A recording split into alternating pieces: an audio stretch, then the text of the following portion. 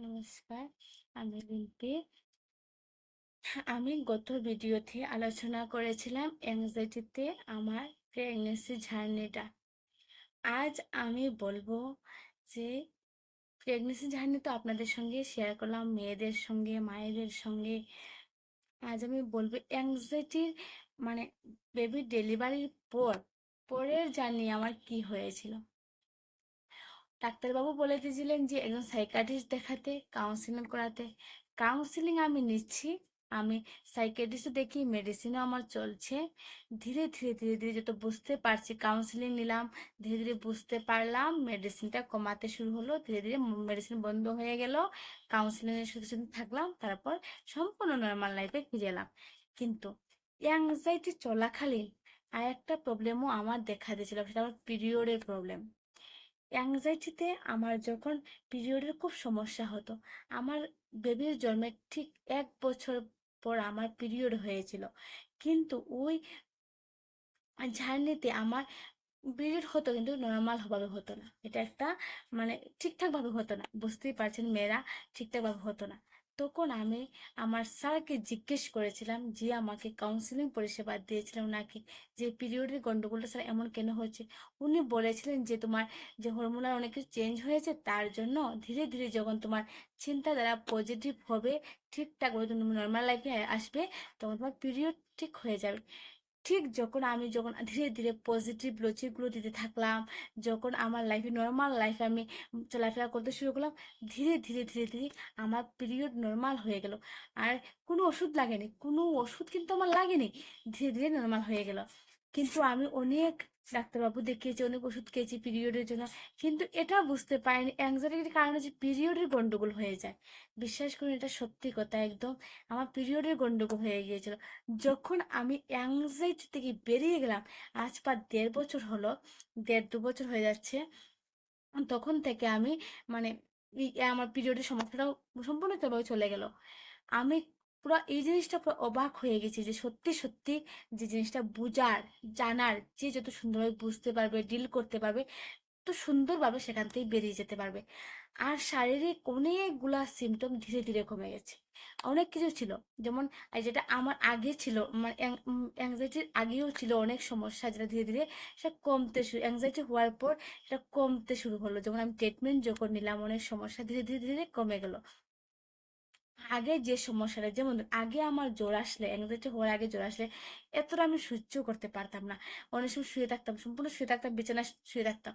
কিন্তু এখন অ্যাংজাইটি হওয়ার আগেও, এখন জ্বর আসলে আমি কি করি, চেষ্টা করি ওই যে ধৈর্য বেড়েছে তার জন্য চেষ্টা করি যে না ওটা নিয়ে চলতে, কখন আমার জ্বর চলে যায়। মানে অনেকটা জিনিস আমার ঠিক হয়েছে, এই অ্যাংজাইটি হওয়ার পর অনেক জিনিস ঠিক হয়েছে।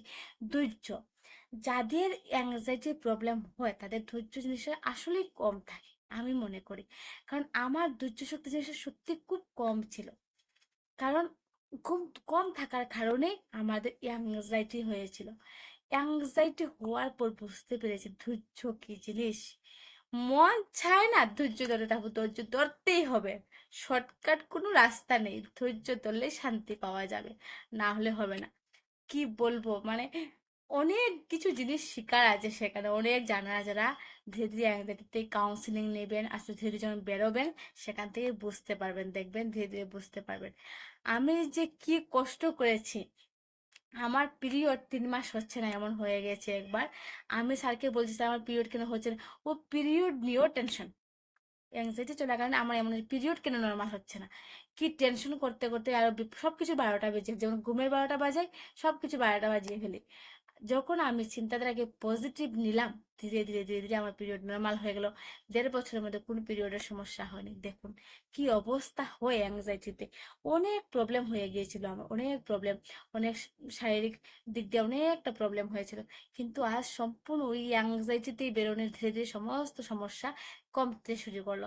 আসলে এটা হচ্ছে কি, আমরা 1%কে 100% ভাবি, ছোট করে দেখার চেষ্টা করি, সেটাকে বিরাট বড় করে দেখি, তার জন্য বিরাট বড় মনে হতো। আজ আমি ছোট যেটা 1%কে 1%-এর মতো দেখার চেষ্টা করি, এতটা যারা অ্যাংজাইটি হন তারাও যেভাবে দেখে তার চেয়েও কম দেখার চেষ্টা করি। যা হবে দেখা যাবে, যা হচ্ছে হোক, যা হবে ভালোর জন্যই হবে। তবে এখানে একটা কাজ, একটা কথা ঠিক আছে, যা হবে ভালোর জন্য হবে তা বলতে গেলে এখন যদি কারো হাড়ে ডাকো আপনি যখন যা হচ্ছে ভালোর জন্য হচ্ছে তাহলে হবে না। সময় পরিস্থিতি সেটা বুঝতে হবে, সেটা বুঝে চলতে হবে। এটা একটু বুঝবেন, যারা অ্যাংজাইটি যাদের আছেন সবাই বুঝতেই পারছেন যে আমরা ভয় করি। মানে সব কিছুটা কিছু জেনে বুঝে বুঝে শুনে বলতে হবে, যা হচ্ছে ভালোর জন্য হচ্ছে, পরিস্থিতি বুঝে সময় বুঝে। দেখুন, আজ অ্যাংজাইটি থেকে আমি সম্পূর্ণ বেরিয়ে গেলাম। ধীরে ধীরে আপনারা বের হতে পারবেন। আমার এই প্রবলেম সবার ক্ষেত্রে সমান নয়। আমার পিরিয়ডের প্রবলেম হয়েছিল অ্যাংজাইটিতে, বলে যে আপনার হবে তার কোনো মানে নেই।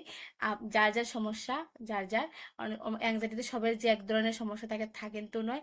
আমার ডাক্তারবাবু বলেছিলেন যে আমার অ্যাংজাইটির লেভেলটা কিছু কম রয়েছে। আমি যার কাছ থেকে কাউন্সিলিং নিয়েছিলাম উনি বলেছিলেন, ওনার জন্যই আজ আমি এখান থেকে বের হতে পেরেছি।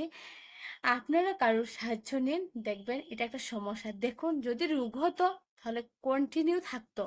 যখন আপনি অন্য দিকে মনোযোগ দিবেন, দেখবেন আপনার যখন একটা ভালো ফিলিংস, মানে আগের একটা ভালো মুহূর্ত আপনি ফিল করবেন, তখন দেখবেন সম্পূর্ণ মনটা ওদিকে চলে গেছে। আমার এমন হয়েছে, আমি হঠাৎ করে কোনো দিকে যদি অন্যমনস্ক হয়ে যেতাম আমার অ্যাংজাইটি কমে যেত, কিন্তু যখন আমি ওদিকে ফোকাস করে থাকতাম তখন সেটা হতো।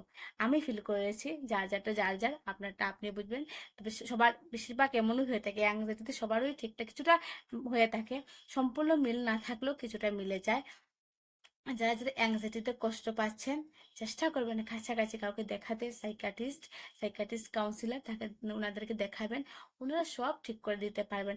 ওনারা আছেন আমাদেরকে সাহায্য করার জন্য। ওনাদের কাছে শুধু যান, আপনি গেলেই চলবে। আপনার মনের মধ্যে যা চলছে ওনাকে বলুন, উনি দেখবেন সম্পূর্ণ আপনাকে বের করে দিতে পারবেন। ওনারা অনেক পড়াশোনা করে এখানে বসেছেন, ওনাদের উপর বিশ্বাস রাখুন, দেখবেন বেরিয়ে যাবেন। আমি যে আপনাদের সামনে এই কথাগুলো বলছি হেসে হেসে, একটা মানুষের জন্যই, উম, যে আমাকে সুস্থ করেছেন। ওনার কাছে সারা জীবন আমি কৃতজ্ঞ থাকবো।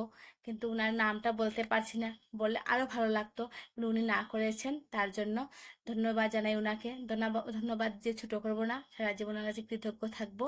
চেষ্টা করবেন আপনারা দেখাতে, দেখিয়ে সুস্থ হতে, সুন্দর জীবন কাটাতে, ভালোভাবে কাটাতে।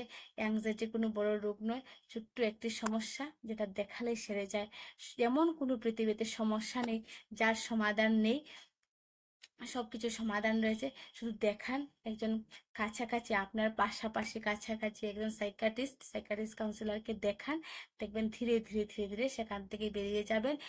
তাড়াহুড়ো করবেন না, ধীরে সুস্থে দেখান, আর কিছুটা মেনে নিন।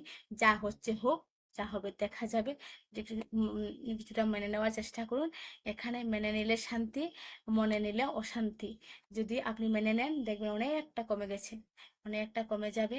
আর ওগুলো রেখে দিয়ে খুব একটা বেশি লাভ হয় না, আপনার পার্সোনাল লাইফটাই নষ্ট হয়ে যাবে। আর একটা জিনিস বলবো, মানসিক সমস্যাতে কি করবেন, সবসময় নিজের কাজে কর্মে বিজি থাকার চেষ্টা করবেন। আমি করি, এখনো করি, আর এটাই সবচেয়ে ভালো। কাজে কর্মে বিজি থাকলে, ফাঁকা সময় ফেলেই আমাদের ব্রেন শুধু এসব খুঁজতে থাকে। বিজি থাকার চেষ্টা করবেন, এতটাই বিজি থাকবেন যে ওই অ্যাংজাইটির নেগেটিভ চিন্তাগুলো যাতে মাথায় আসার সুযোগই না পায়।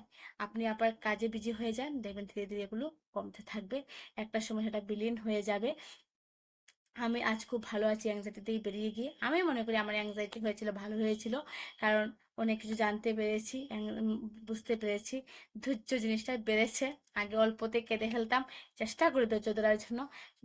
মানে অন্যান্য মানুষরা হয়তো যাদের অ্যাংজাইটি হন তারা এমনই করে, অ্যাংজাইটি যাদের হয় তাদের ধৈর্য শুধু কম থাকে। আমি নিজে এটা বুঝেছি, আমার খুব কম ছিল, অল্পতে কাঁদতাম, অল্পতেই রাখতাম। চেষ্টা করি এখন বর্তমানে যে অল্পতে না কাঁদার জন্য, রাগার জন্য। তবে হয়, চেষ্টা করলে 100% সাকসেস আপনি হবেন। আমার হয়, আমি অল্পতে কাঁদিও না, অল্পতে রাগতে চেষ্টা করি, আর সাকসেস আমি হয়েছি, আপনারা হতে পারবেন। যারা যারা আমার এই চ্যানেলকে সাবস্ক্রাইব করেছেন তাদের অসংখ্য ধন্যবাদ। যারা করেননি অনুরোধ করবো করবেন, আমার পাশে থাকবেন, সাপোর্ট করবেন। নমস্কার।